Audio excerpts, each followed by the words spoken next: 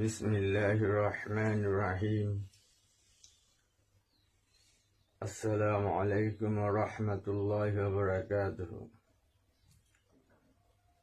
আলহামদুলিল্লাহ, আল্লাহর রহমতে আমি পূর্ব থেকে এখন অনেকটাই সুস্থ।